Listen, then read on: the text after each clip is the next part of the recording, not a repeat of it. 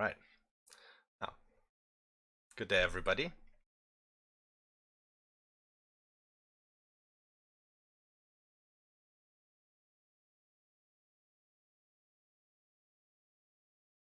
After you have installed your Far Cry, doesn't matter which version it is, could be Steam, can be GOG, can be a retail version.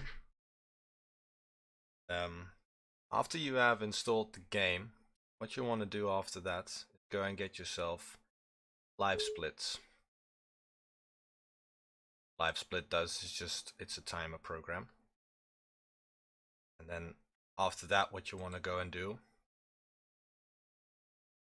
is to go to speedrun.com, go to the Far Cry page,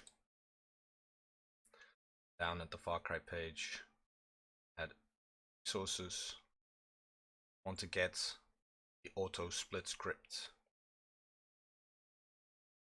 After you have downloaded that, want to take your split timer,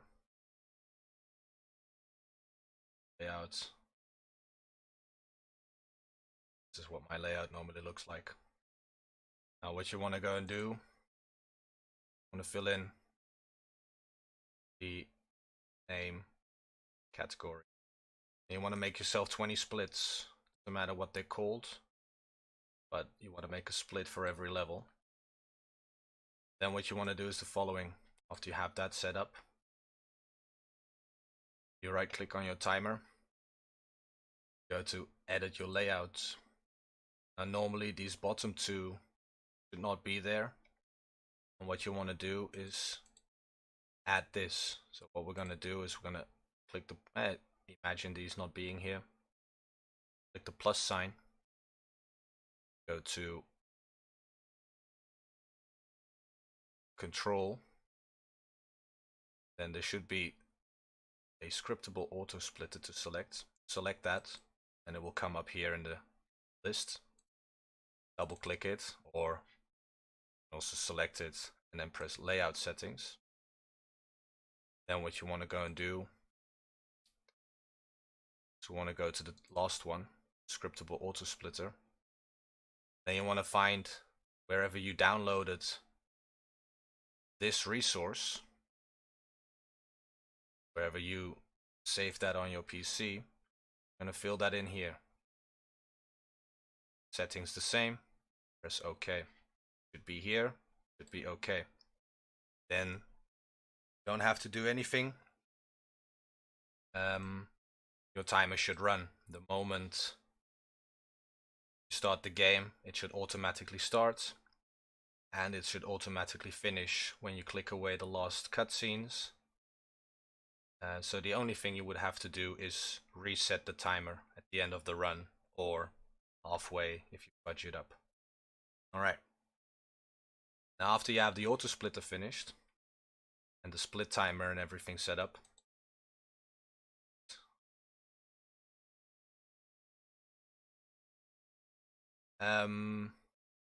after that we want to go to the game file. We want to go and find game, go to Steam. At least I have the Steam version, could be GOG, could be retail, wherever the file is where the game is. Go there, find your Far Cry 1 folder. Then here we have this CFG file. It says game.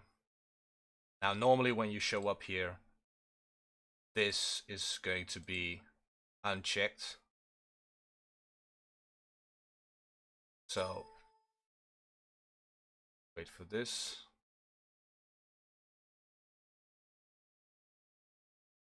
Fuck anything up. Now when you just show up here, nothing is selected, you just go to game file. Now what you have here, that these two I added myself. What you would normally have here is it saying this, and this being not here. So in the regular game, you would have to skip the cutscenes either with F7 or with spacebar. Now, you can always do that, but if you skip cutscenes using spacebar, you jump as well, unless you rebind that. That's however you want to bind it. But if you want to have any other buttons for skipping cutscene, you can either just change it here. And what I like to do is also add one for the left shift, so that you can keep those two buttons. But it's all up to you. But this is how you would add extra binding to your game. So if you want, this is a really nice one to do. Then all you do is get away, and then it'll ask you if you want to save it. Say save, say yes, and then after you finish doing that, you go to properties and you click read only, alleen lezen. Dutch, didn't notice. Okay, so now everything's set up for that, and we can skip our cutscenes using W instead of losing stamina, because that'll cost you a few seconds for every level. Alright, now that you have everything set up there, what you want to go and do is want to go to game itself. See if it's open. Yes, it is open. Now, once you have the game itself installed, opened, and everything, split timer is ready. The cutscene skip bindings are changed.